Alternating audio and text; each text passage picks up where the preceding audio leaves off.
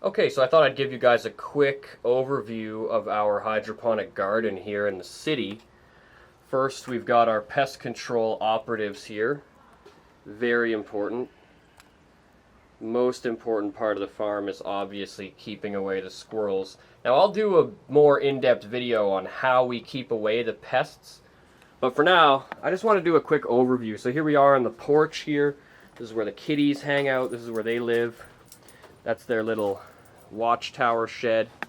And this here is the entire garden. So we've got barrels, and we've got buckets, and then we've also got some native species that were planted before we lived in this house. This is a grapevine. It's growing green Ontario grapes. And then we also have some mulberries. We have some mulberry trees in the front and in the back.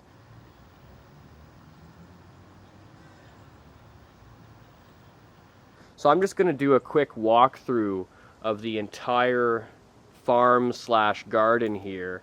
So here we have the main garden, which is a hydroponic, no dirt garden. That's why we have everything growing in these barrels and buckets. We're actually doing a co-op grow with our friend and growing consultant Michael Badali from Badali Microgreens, and he's the guy who helped us get set up with all this stuff. So these here are peas, and unfortunately some of our peas are turning yellow, which isn't good, but these are delicious, and this is definitely a crop that we're going to do again next year. I find that some crops don't give you much yield, while other crops continuously give you yield. Okay, so we've got 4 buckets of peas here. Unfortunately, these ones are turning yellow. If anyone can tell me why, please let me know. Then over here we're on to some cucumbers. Now, cucumbers are a crop that I'm very much interested in.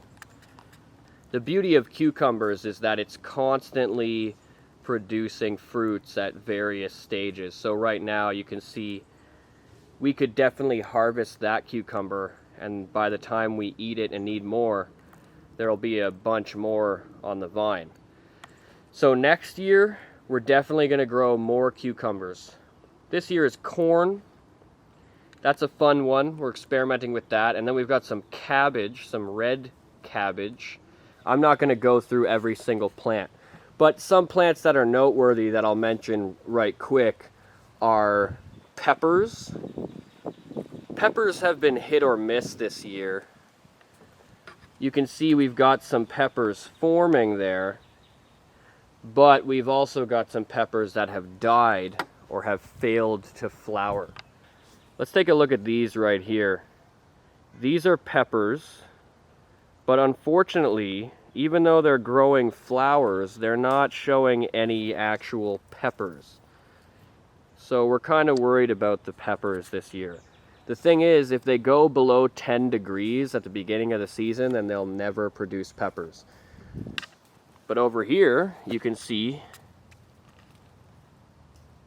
we've got a lot growing over here on Michael's plant. So peppers are kind of a finicky crop. This here is worth noting. This is a watermelon. It grew a few little watermelons that promptly died, and now we're not really seeing anything. And right beside it, we've got a cauliflower that Michael actually left it here as bait, but if we open this up, you'll see it's actually got a cauliflower growing in there. So we're just going to keep that one covered up from the sun. Here's another pepper problem.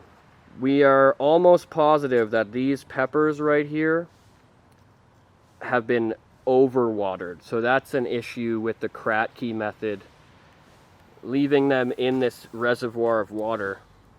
Now we'll go into this in more detail. We'll make a video all about the specific method, but I just wanted to do a quick overview. So like I said earlier, this here is a giant grape bush, and that was clearly set up deliberately by whoever lived here before us. But if we look over here, up in those trees, that's all grapevine too. It's acting kind of like a parasite and it's growing into the mulberry trees and the other trees. This vine, this weird snaky looking vine, that's the root of all these grapes. And when we come in here, you can just see there is so much overgrowth. The grapes have basically taken over. There's even a bird's nest right there.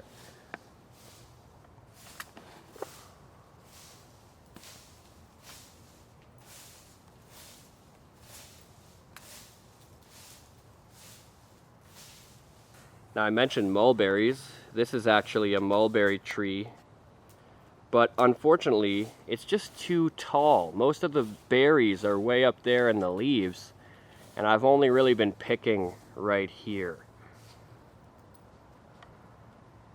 Let's talk about the rain barrel right quick. This here is a rain barrel that we ordered and installed. This was a industrial container of some kind. It was holding some kind of food grade material for making dog food or something like that. Needless to say, we cleaned it out heavily and we disinfected it with hydrogen peroxide. So it's clean in there, and this holds 1,200 liters of water. So that's enough for our needs. So we've got the garden here, the hydroponic garden, and you may be wondering about this black mat that it's all sitting on. The answer is yes, we did kill the grass underneath the hydroponic farm. The reason for that is because even in the state that it is now, it's very difficult to mow the grass around all the plants. So if we would have left the grass underneath all these, it would have been even more difficult to mow. So we decided to kill a huge patch of grass. I'm sure the landlord wasn't too thrilled about that, but we promised that if we move out of this house and don't end up buying it, then we'll reseed the grass and make sure it grows back. But for now, having that is a much better option, because now we can just sweep through there. The water passes right through that black material, and we're not worried about having to trim or use the weed whacker in there. We can just leave it as it is, and we can even sweep it out. And now this, we've done a whole video on what's underneath here, but this is actually a large microgreen style lettuce grow.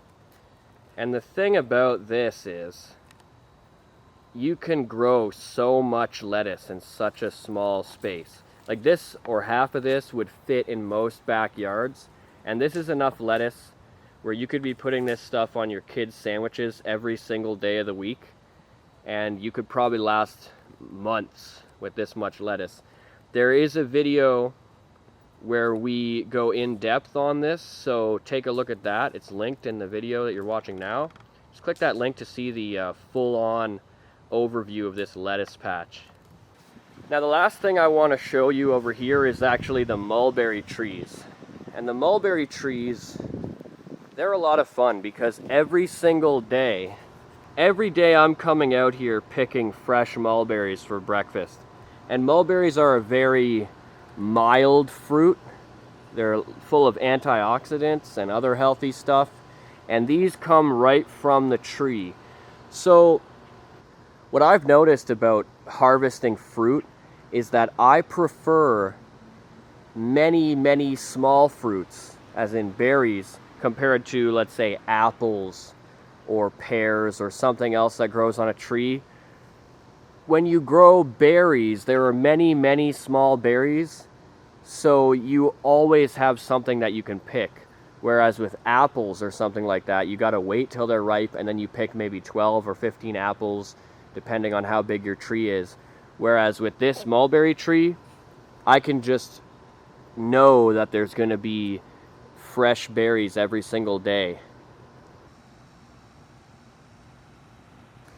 Oh, and this here, that's another lettuce patch, just like in the backyard. Although unfortunately, this one doesn't get nearly as much sun as the one in the backyard. So you can see it's not as big. There's not as much lettuce going on in there. And this here, my brother Lex told me he just sowed some buckwheat in this little patch. So we're gonna see what happens, but honestly, this whole area doesn't get much sun. So we probably picked a bad spot for it, to be honest with you. But other than that, that's the overview of our farm garden here. I'm hesitant to call it a farm because obviously it's not a real farm. We live in a city that's growing really fast. We just got an LRT train installed, and in fact, this whole garden, where we're located, we're only 5 minutes away from King Street, which is the biggest street in Kitchener, and we're about 6 minutes away from the LRT train station. So right when you get off our lot and you head down the street just a little bit, you are immediately in the center of the city again. You're in an urban scape. But then you come to our little abode here and you can't even tell that you're in the city.